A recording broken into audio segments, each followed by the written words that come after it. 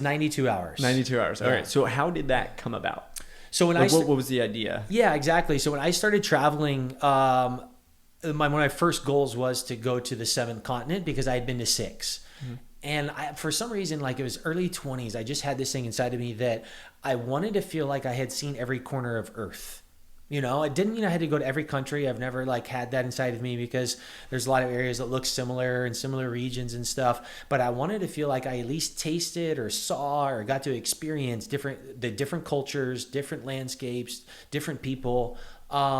And so I kind of had that inside of me for my early 20s. So as I started traveling, it was just a little bit. In my early 20s, I traveled a little bit, went to like 20-something countries in my early 20s, nothing too crazy.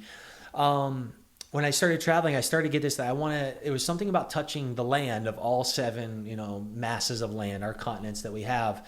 So I touched all 6. So when I started this traveling, I touched the 7th. And it was early on in my year. It was like in my 2nd or 3rd month of traveling. And so after I touched my 7th, I was kind of thinking, well, what can I do? I want to push myself. You know what I mean? Like traveling everywhere and not really worrying about budget too much. Like I didn't want to get comfortable, I guess. And I could notice myself already starting to do that. So I started planning. I was like, what can I do? Like, I love traveling. I want to push. And I've seen so many countries now.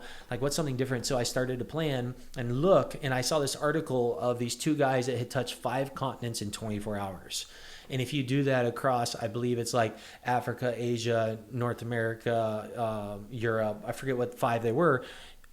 With the time zone changes, you can hit 5. But I was thinking, you know what? I wonder how fast somebody has touched all 7. And as I started to look, there's actually no record set in the books. But Guinness Book did have a title awaiting for it, fastest person to touch all 7 continents, and it just had to be done in less than 120 hours. They just had because like if you submitted for the randomly kind of thought, you know what, did it over like a month if or I something. did it over 2 years, they're not going to give you a record. But they figured, right, if you do over 120 hours, then that's it. You know, if they just set that as the bar. So I started looking and I was like, that's it. Like I knew when I saw that, I was like, 7 continents was a big thing to me. When I saw that was a record that was to be had and nobody had claimed it, that was it. I was dead. Like I was going to make this happen.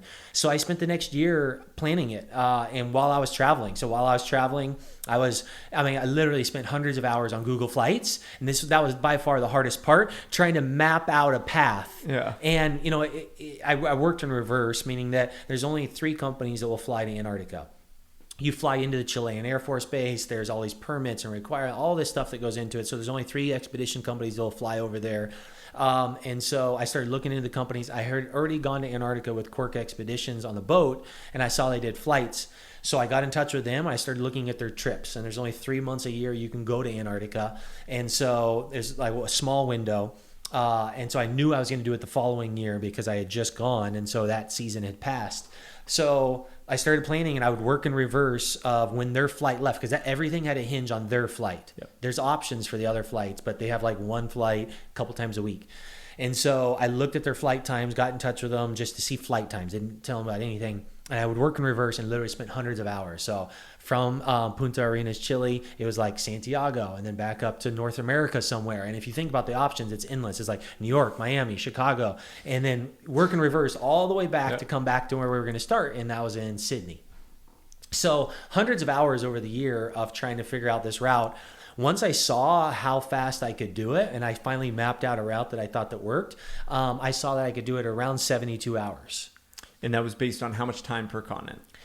2 to 6 hours in continent, because I wanted to leave the airport. Yep. By Guinness standards, the wheels only had to touch down, technically. So you could have just literally, stayed in the airport, switched flights. But I wanted to leave and do a cultural event, do something that was felt like at least I got a cultural experience. Yeah.